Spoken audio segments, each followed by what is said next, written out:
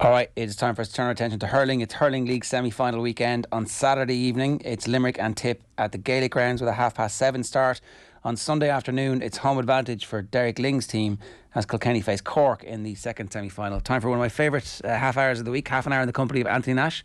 Anthony, how the hell are you? I knew you missed me, Ger. There you go. It's been too long. A couple of weeks. I'm back for my therapy now. You had to make up for some time with Nathan as well. I'm sorry about that. That'll never happen again, I promise.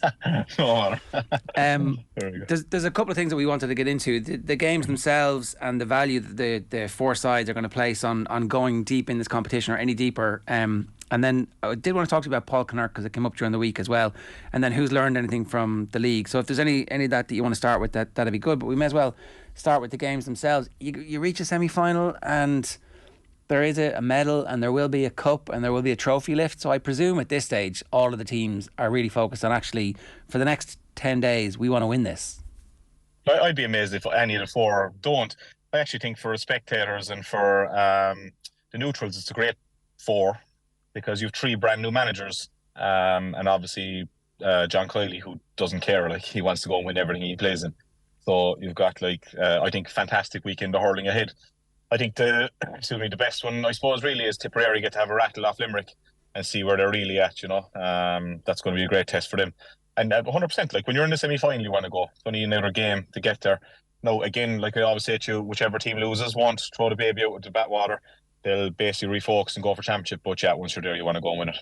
If you are involved in the management team of any of these sides, you probably didn't schedule automatically in a semi-final appearance, and maybe Limerick are planning for a semi-final and final automatically, and you tailor your training on the basis of the fact that there will be games.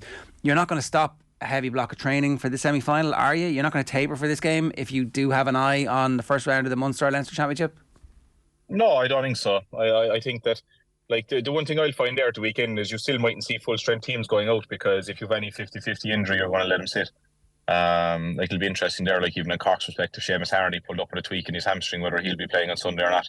I'm sure if it was championship he'd be okay, but whether which he goes and plays on Sunday will be showing that the championship is still around the corner. You don't want to lose anybody for that link. But regarding training blocks and stuff like that, I think they'll carry on. I think nowadays science just drives everything, and they'll be looking at getting to a certain fitness base throughout the league and then topping up after that for championship. But no, I think they're going to drive on ahead, and I think it's just a tailor of potentially 1 week and then maybe two. But it's the best preparation, though, Ger, to be fair. Every team that's out now, so for example, Waterford are out, I know they're going to win the training block, but they're looking for challenge matches now. So these 2 games at the weekend for each of the counties is also getting to test out a few more players who you think will play championship in another competitive manner. The difference between the challenge games that you're going to get as a side who isn't involved in these versus the games that you're actually going to get, presumably it's absolutely massive as well, because challenge games are refereed differently. Everybody has their own kind of agenda as an individual, as a team. You're trying to make the team. You're guaranteed your place in the team. You don't want to get injured. So in these games, they're probably with something on the line. I presume your competitive instinct takes over. 100%. Challenge matches, any matches I've been involved in challenge matches, the first 35-40 minutes are helter-skelter and you're really kind of trying hurl away, and in the last 20 die a death, and it could end up 4-24 to 5-14 or 5-16, do you know what I mean? And they are refereed a little bit looser, as in the game is allowed to be restarted quicker and stuff, unless both managers go up to the referee beforehand. But quick puckouts are allowed go, and next thing all of a sudden it kind of gets a little bit loose and a little bit, as the saying is, challenge matchy, So you don't really want that, but they're probably the best way of getting prepared if you're out of the league so far. But no, I definitely think the 4 teams this weekend have an advantage on finding out a little bit more about their game plans. Limerick again are obviously the exception there. What they're trying to find out is that extra 1 or 2 players that can fit in. And for John Kiley, it's probably finding out what your best 15 is, because you've probably 19, 20 all-star calibre players fighting for 15 or 14 positions, with the exception of Nicky Quaid, I suppose. So from their perspective, do they need to feed the beast of the team's desire and actually begin hoovering up medals and say, right, we're in a sweet spot now, that's what your responsibility is, you're going to win this, you're going to win Munster? I know you're not looking beyond the game, but if you're the management team and you're plotting out a course, we're going to just breadcrumb success this season to keep everybody sharpened? Or in a way, would a defeat, we're going to talk about this with Mayo a little bit later on in their league, would a defeat be a great thing to go into everybody and go, I think you're great, lads, don't you? 100% challenge matches, the first 35-40 minutes are helter-skelter and you're really kind of trying hurl away, and in the last 20 die a death, and it could end up 4-24 to 5-14 or 5-16, do you know what I mean? And they are refereed a little bit looser, as in the game is allowed to be restarted quicker and stuff, unless both managers go up to the referee beforehand. But I think for all neutrals, I think they'll be all supporting Tipperary, all right, on Saturday night. Like, but I just think that they're in such a position. Like we referred to before, the two of us, about like the Dublin footballers and even that Kilkenny hurling team at the time. Like they're just going to get on. Like, well, I was kind of looking, would Tipperary give them a chance? And then Limerick released their squad for the weekend, and I was like, oh sweet Jesus! Like when you see their bench along with their starting 15, like it's going to take an exceptional performance from Tipperary to even put it up to them. Like, Tipperary have been going very well. I think they've actually benefited the most of the league so far. Jesus Christ, it's a scary prospect when you see what's starting versus what's coming on then as well. So I don't think John Kiley will care. I think he's just going to go on and try and win everything he plays in, and I think they're going to try and go the rest of the year unbeaten. I am really interested in the case study of Tipperary over the last couple of years. When you think about the game, they went in half time against Limerick and they were dominant, and it looked, wow, this is pretty amazing. Then Limerick come out and put together the greatest 35 minutes of hurling that most of us have ever seen and absolutely annihilate Tipperary. From that point to this, it's been a wide like long and winding circuitous route. But that team and their performance in that first half, and it's obviously largely not there's still some of those guys around. Like, they were incredible in that first half. I know you don't win any prizes for a brilliant first half performance, but to the drop off from there to where they were last season, there's still the bones of a really strong team who know what it takes to go toe to toe with Limerick available to them. Yeah, look, in fairness, like I hated saying it, it started last year and it's not true to me, or is it playing my own trumpet or blowing my own trumpet? Like, I just, to start of the year, the feedback out of Tipperary and the talk out of Tipperary, they weren't going to have a good year. Retirements, like, huge retirements, huge injuries and stuff like that. Then, like, in fairness, Colin Bonner, he went in and took a job that not many people wanted. So it was a pity the way it ended, but it was never going well. Next thing, all of a sudden, Liam Cahill goes back. And the one thing you'll see is that at least there's hope in Tipperary again this year, like, there's a sprinkling of talent there. Like, there's a sprinkling of, like, you've some of the best hurlers still. Like Tipperary are always the riskiest hurlers, and like, it's epitomised by the Noel McGraths, by the Jason Fords, that if you give them a pocket of space, like, they're just, like, they're going to destroy you. It was a pity for Tipperary that Seamus Callan had to go off injured again. Like, what I feel that Liam Cahill is trying to do brilliantly is kind of merge that Liam Sheedy team with his young fellas coming up, like, he hasn't disregarded or thrown out any of those older players that people might have thought of would have done a start here, like Noel McGrath being captain. It just shows that, like, that he's trying to find that sprinkling of the youth brought into it now. As I referred to before, Cahill Barrett's a huge loss, but I see something in Tipperary. Do I see enough on Saturday night? I don't. I think Limerick are just going too well and too strong at the moment, but this year is going to be they'll be a force to be reckoned with. And last year, I said straight out, they were the one team I thought wouldn't come out of Munster. I can't say that this year. I can't say that they haven't a hope. Like, I say that they're one of the very strong contenders to come out of Munster. Yeah, also when you have a team that is as young as, or has that sprinkling of youth that they do have, because obviously, as you say, there's still loads of those experienced heads around, the ability of that team to grow quickly over the course of a summer with really intense games is more pronounced than, like, we don't expect that much growth from this Limerick team. They're very close to a peak. If they can maintain that peak, then they're going to be grand. But if they get, as you say, it's a factor of 1 or 2%. But you could see Tipperary losing the game this weekend and improving by 10 to 15% by the end of the Munster Hurling Championship. Mm-hmm. Definitely. Like, I've worked with a lot of 3 or 4 of these lads, down UL, like Gerard O'Connor, who's come on, and people are yet to see the best of him. He's a 6'3" centre forward that can move and can hurl and take frees, like, there's too many of them around the place. So, like, with a year's experience with him, Brian O'Mara has fitted right into the defence. So, like, there's talent there, like, and then he's got that, as I said, like any team that has Noel McGrath, that has Jason Ford, and then, like, you see the likes of Jake Morris consistently now, that's the one thing that Liam Cahill has got noticed, is the consistency. But, like, the one thing about Liam Cahill's teams, they're going to work exceptionally hard. And with a Tipperary team that work hard, on top of the sprinkling of talent that they have hurling-wise, like, they're going to be very hard to beat, in an individual battle. I'm not saying they're going to go on and win the All-Ireland, but I'm saying, like, on a 1-to-1, in a 50-50 game in Munster especially, like, they're going to be a very difficult team to beat, because they have a lovely blend. They've got that bit of pace in Jake Morris. They've got that guile in Ford and McGrath. You've Bonner Maher coming back. Like how that man keeps going. Like, the physio must be absolutely wrecked from strapping the men together. Like, but then he epitomises what Cahill wants. Like, he gets a flick in, he doesn't allow another guy to pick the ball, and next thing there's a break and there's a score. And on top of being such a guy, he's an absolute gentleman with it. But it was great to see him back playing, and playing well as well, in fairness to him, after all his injuries. I'm sure Limerick supporters are like, why is everybody obsessed with beating us? But that's because we're talking about them as one of the all-time great teams. It's a compliment. Like, it's an absolute compliment. Like, the reason we come on the show every week and they pop up is because, like, they're the standard bearers. and until they deteriorate. And I don't see it happening. Like if you ask me, who do I personally think is the strongest team in Ireland right now, I would say Limerick, and I think everyone would say that too. And it's a compliment to the Limerick team that we're talking so much about them, because if it's up to other teams to rise to their level. And I still think what John Kiley's doing very well is the likes of Adam English, Cahill O'Neill, Mahal Houlihan, Donegal Dolligan, he's just throwing them in with those experienced players every week to get used to the taste of it, and then he has 4 or 5 more players ready to throw in if needed. Yeah, there's like players almost in every line who wouldn't have been starters at the start of the year, or who, when you're penciling in, if there's an All-Ireland final tomorrow and they were picking their best team, they're not there. But it means that, as you say, the strength and depth is incredible. We haven't talked about Glan yet. What difference does it make to them having him back in the side? Sure, I referred to this before, I think it was Nate the last day said, not only are you missing a full forward from Limerick, but you're also missing a free taking full forward. And if you looked around at the other 6 forwards in the Limerick team that potentially will start, assuming you Flanagan, Casey, Keel Lynch, Tom Morrissey, Grode Hegarty, are any of them natural free takers? They're not. They'll all be well able. I know Tom Morrissey takes them in the league, but to Aaron Gillan's quality, no. So therefore someone else on the team is going to have to take frees. You're assuming Will O'Donoghue and Darragh O'Donovan start. So now all of a sudden, of your front 7 out of 8, you don't have a free taker. So not only are you losing a full forward who's of an all-star calibre, who is one of the best forwards in the country and goal scorers, you're missing an inter-county free taker. So would you have had to change the team around? Was my debate, or Reedy and Mahal Houlihan seem to be the 2 alternatives. Neither of them playing the full forward line.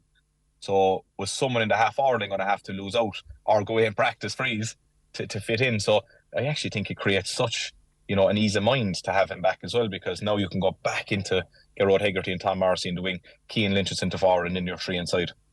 I'm sure it wasn't an easy decision to get him back in, but whatever jigs and reels they had to go through to get there, you've no doubt that the Limerick chips are in the middle of the table.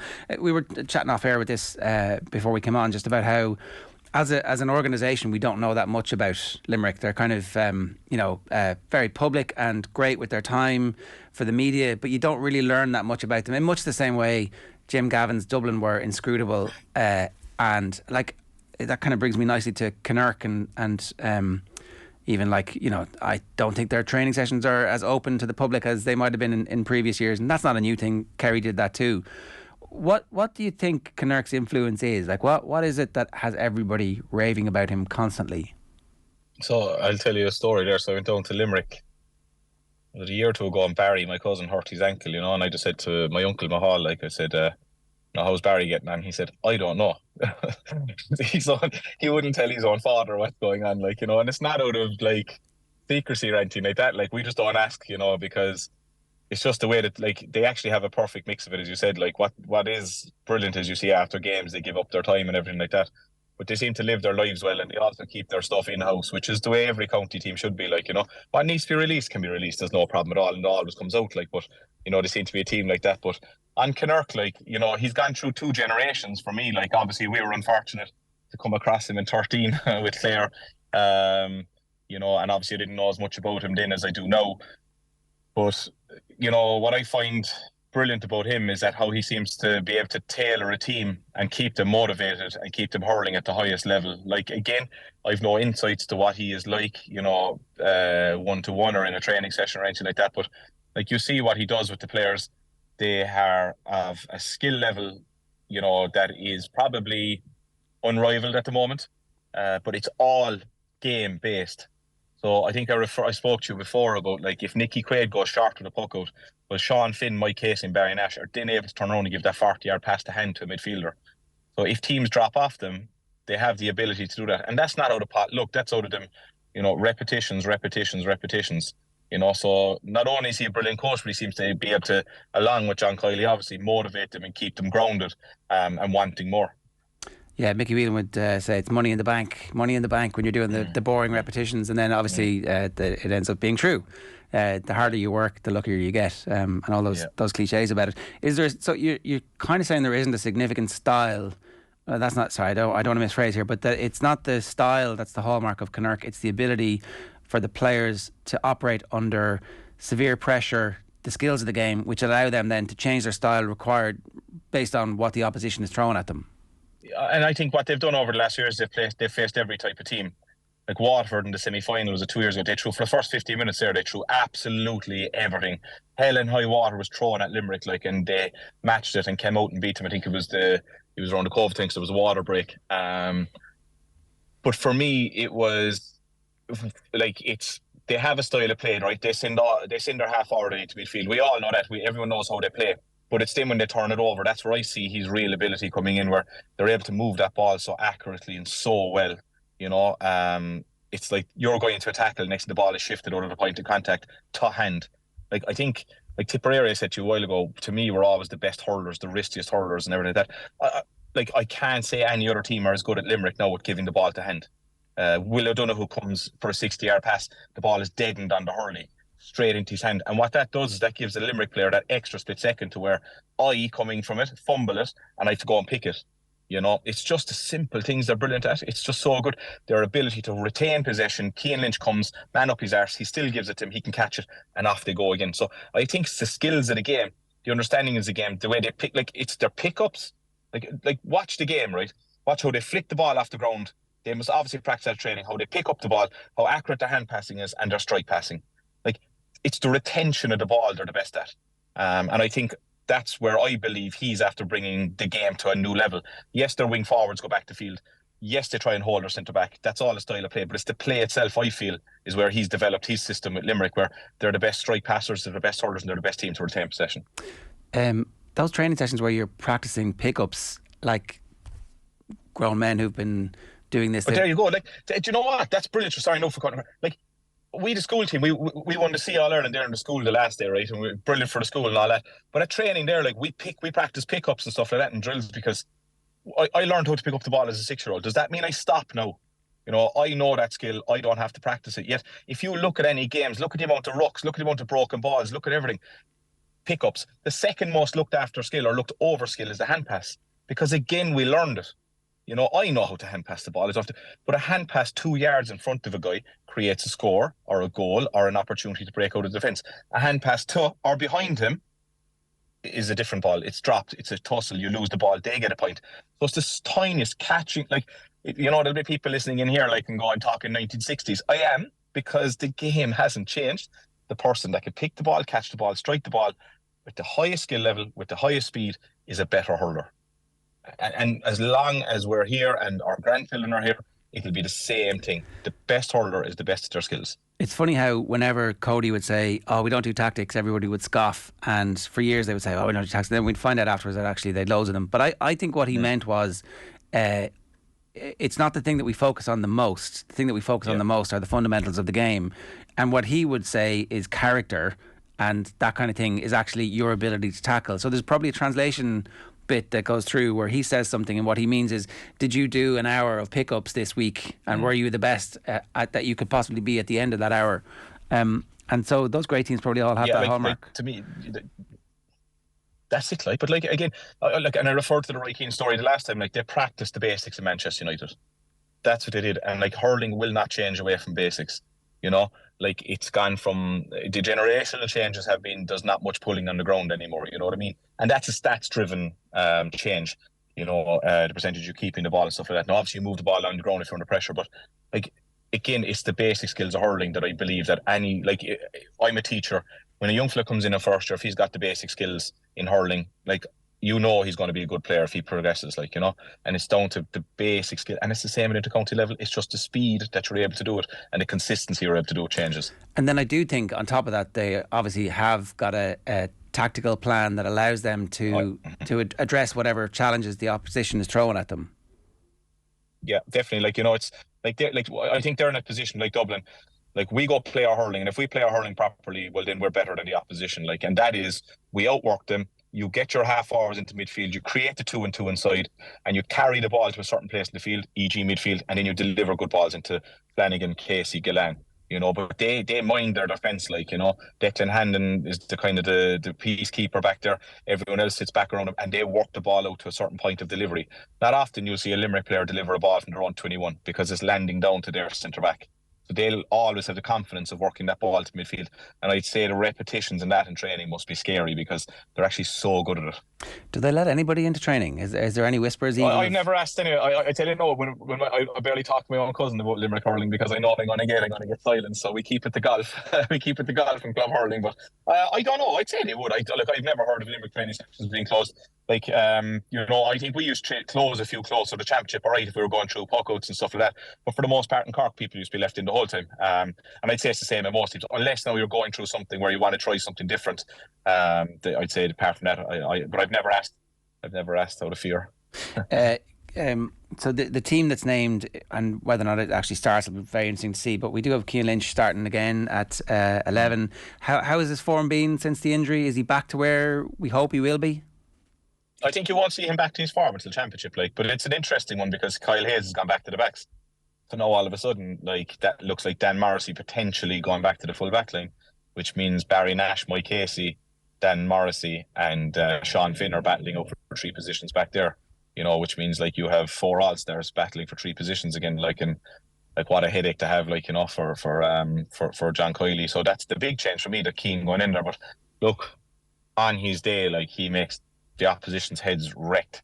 You talk about Tony Kelly at centre forward. Well, Keel Lynch went before his injury, was better than him, maybe. Would that go? Would that be? I know people might look in and laugh and say maybe it's because the team is built around him, but Keane affects the game so, you're wondering, do you follow it? Do you sit back? It's like the 2 of them, they cause you a headache at centre forward, do you go after him, or do you sit back and mind your defence or whatever?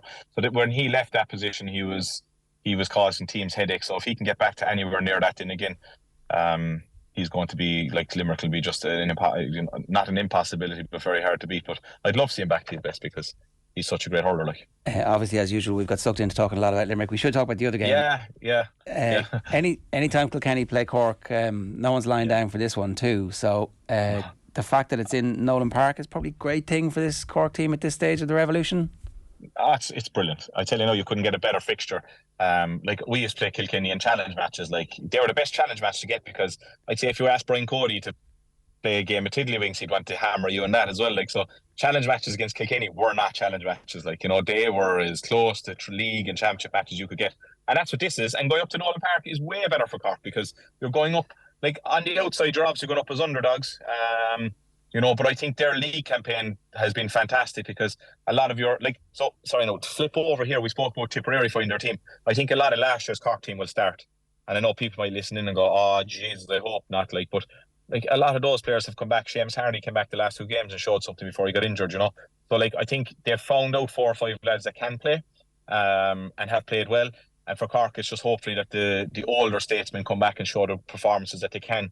Now, I'd imagine this weekend a lot of them won't be playing. They're just that bit before injury, but it's a great game for Cork to get. Jesus, going up to Nolan Park in a league semi-final where there'll be a big enough crowd. You're playing against a team that will want it as much as you, and a team that are going to work their socks off. What have you seen from Kilkenny that's in any way different, or have you seen anything from Kilkenny that's different, or is this actually the perfect kind of continuity Cody era? It was funny, I think was their first game tip, and I think the ball broke down a lot trying to work it out and people were getting on their backs, but I still believe that it was the right thing to do. I think they're trying to mix the blend, and in the last day against Waterford I saw the sideline when they were allowed to start with puckouts, then hitting it long, so he's definitely trying to find the blend. I don't think he's going to throw the whole game plan out where Kilkenny are a direct hurling team. They like to win their own ball up front. What I like from Kilkenny is, again, for them, they're defining Billy Drennan. You've TJ Reid to come back, you've Hugh Lawler to come back, Owen Murphy's out for a couple of weeks. So a lot of your, we haven't seen much of the Ballyhale lads, so a lot of them coming back in to strengthen the panel and still made a league semi-final. So to me, that's a huge success for them. But again, Kilkenny, it's all about championship for them then as well, and blooding those players back in. But what I like about them is they've, like Cork, have reached a semi-final of the league without having a lot of their first team players readily available to them.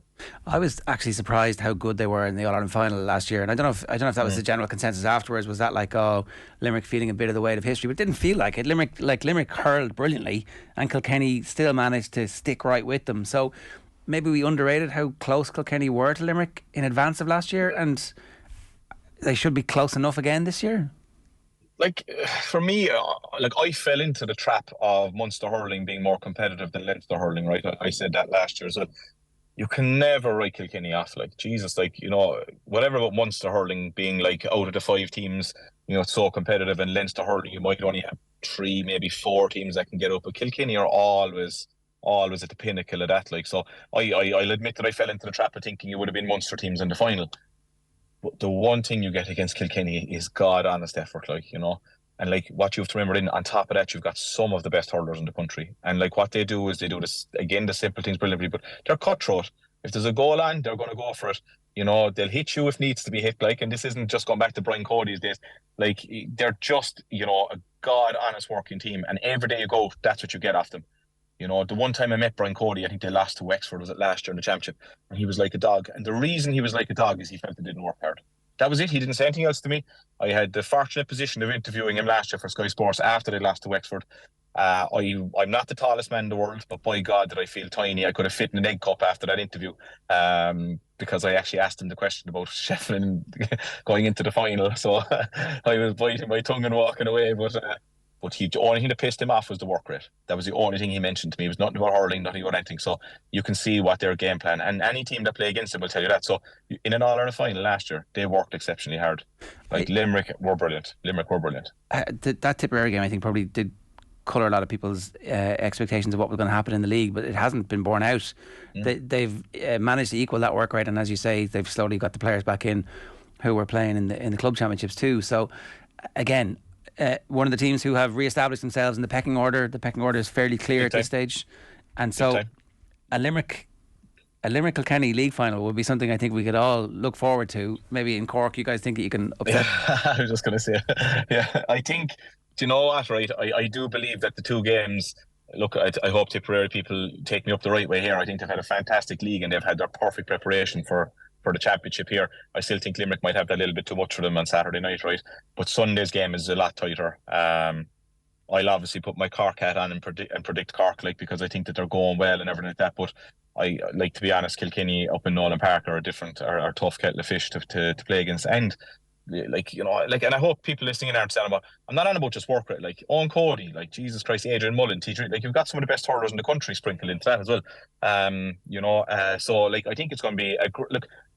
I said this to a fella yesterday. Like, I think hurling needs a good weekend. I think it's not that they need it, and I was proven wrong. They want it. We all want a good weekend of hurling. I think the lack of hurling on TV last week just killed me as a hurler. I know thanks be to God, we did the Grand Slam on Saturday to keep us going, and I know they're dead rubbers, but still, could you not, schedule them that some of the games are on Saturday night? Who gives a shit if they're dead rubbers? Like, they're dead rubbers anyway on the Sunday. So why can't we spread them out over the weekend, and have them on TV a bit more? Because we'd only one deferred coverage of a hurling match, which turned out to be not a great spectacle anyway. But like, it's just, I hope that hurling gets a good weekend of it, and 2 great games, which I think they will. And I think a Limerick Cork final would be great. Yeah. Well, do you know what, we'll obviously talk about the final again, but I think that's not a bad talking point for us to consider ahead of next week. I'm not sure everybody who is a hurling supporter fully understands the tidal wave of inter-county Gaelic football that is coming over the next 2.5 months.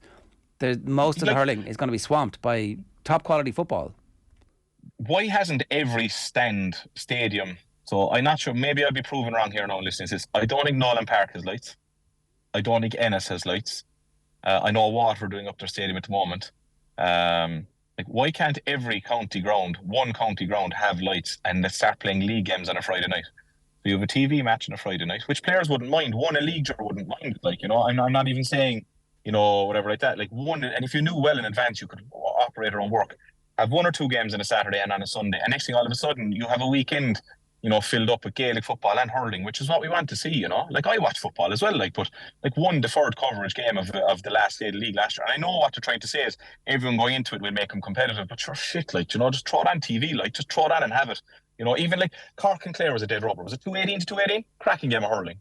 I'd love to have watched that. Like, and that's not just as a Cork person. I'm on about as a hurler in general. So like, I think it's something that we need to look at. Maybe it's about, the GA coming along and saying, right, every county has to have one pitch with lights in it, and we might schedule in one league game every week on a Friday night or something like that, and even a championship match, nothing wrong with it, to have it there as well. But I do think that we need to keep the team, like shortened season is there as it is. Show everything if we can, try and show as much as we can. That's all we want to see. Yeah, I definitely agree with you. Friday Night Lights is a revolutionary idea. We'll fly that kite. We'll fly that kite. Super. And see where it goes. Off the ball roadshow will be before the first one. Excellent. We'll see you there. Anthony, great stuff. Great Thanks stuff. a million. Cheers. Thanks, Ger. Thanks a million. Great stuff.